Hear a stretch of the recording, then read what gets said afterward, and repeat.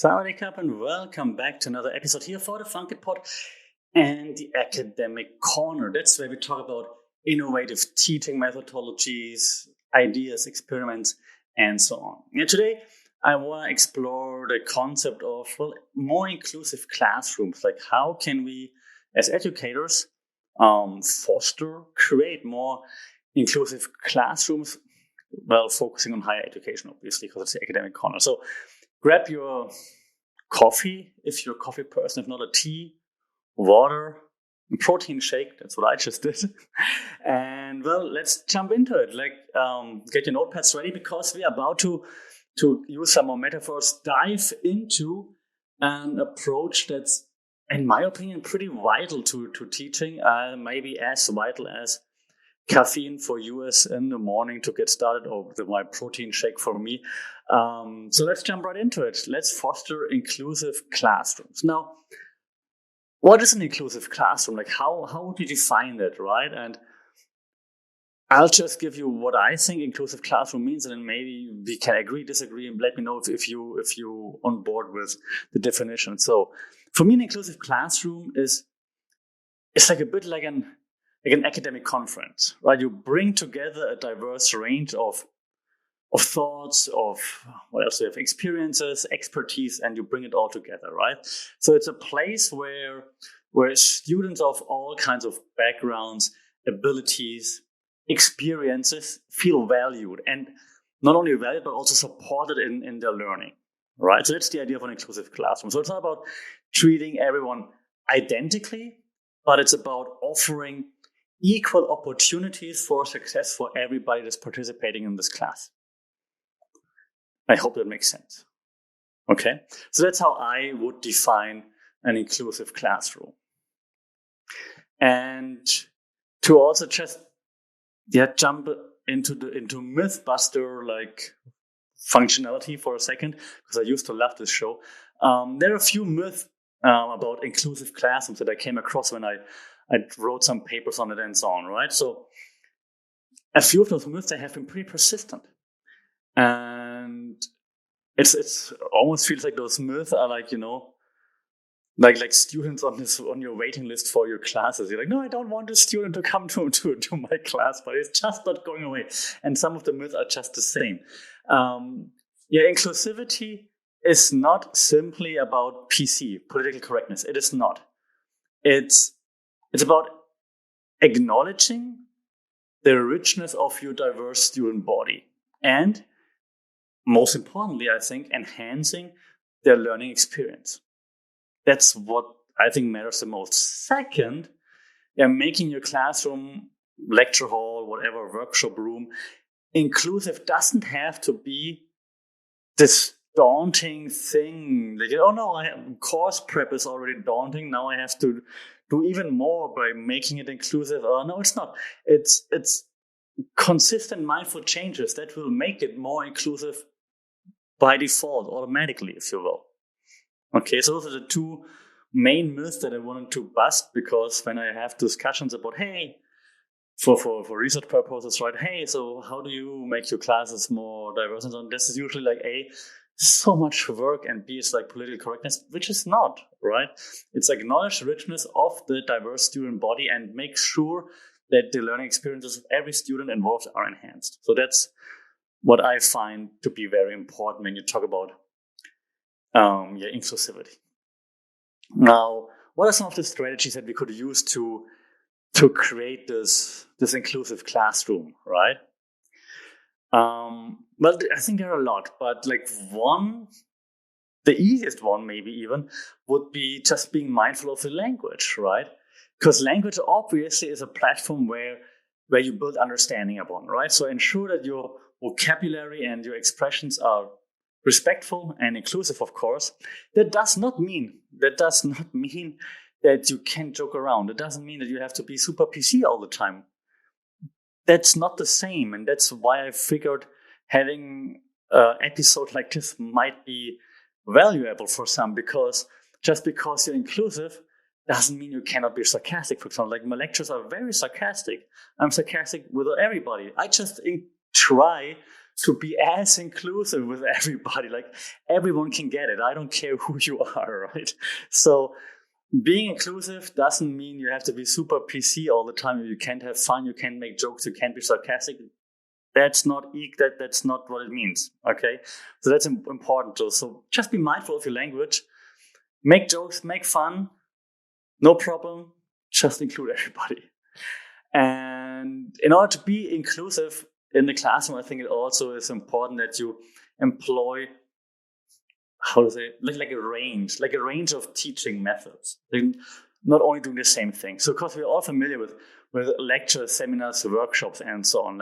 But what if you incorporate a few other pedagogical levers? That's what the word that I learned from my participating in the Stanford class I reference a lot course, which I love. I love it. So use a few different methods, methodologies, levers. For example, like the go-to one, problem-based learning. Why not peer instruction? Why not a few others that we will discover if you stick with me here on this channel? Right. So yes, stick to the ones that we all know: lecture, seminar, workshop. But then why not add a few different ideas to it to make the students go, oh. So it's not always the same concept.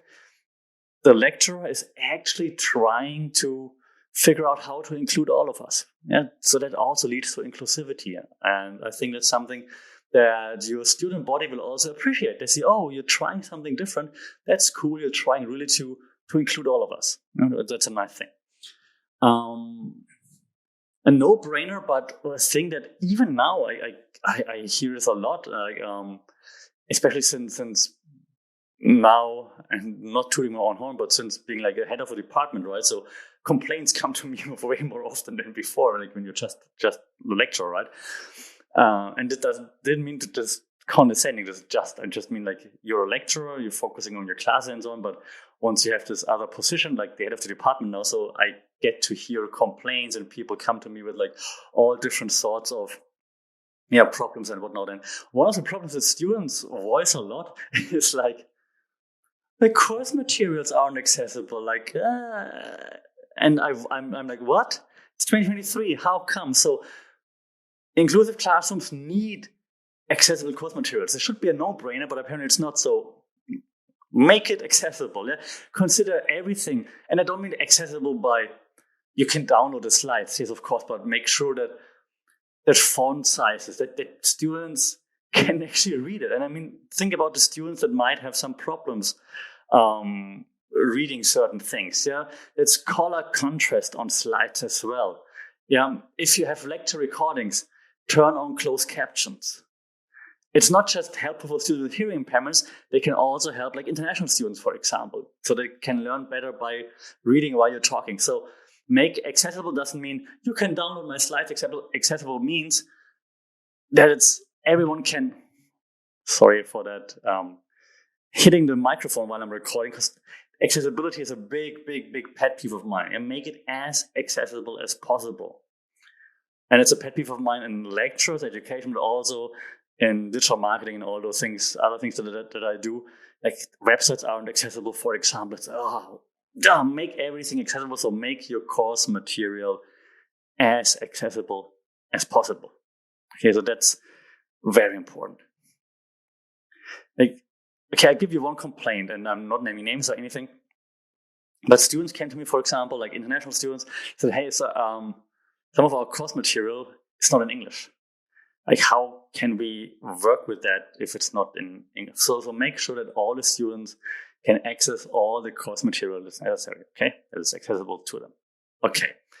Lastly, I think, and I talked about this before, like the learning environment, right? I think as lecturer, teacher, professor, whatever you are, like fostering a respectful learning environment should be something that is on top of your mind.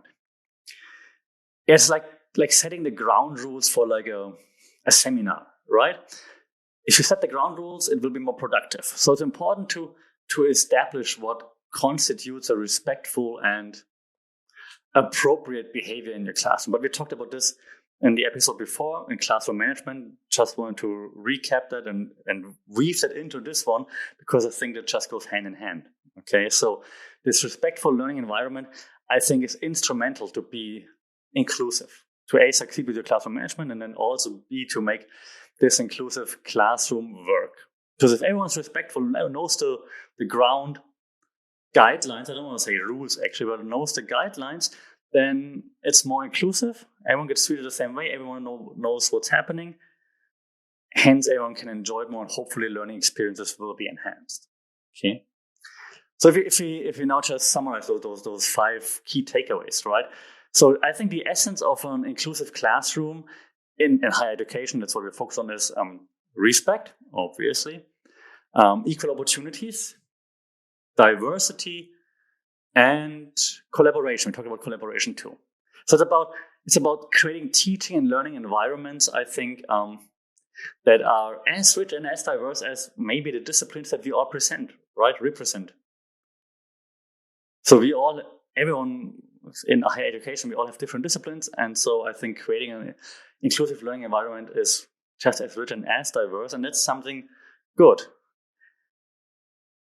I'm hesitating if I should give more personal examples, but I'll just give one more personal example, so then you can tell me it's just anecdotal. Yes, it is, but maybe it's a good anecdotal example, okay?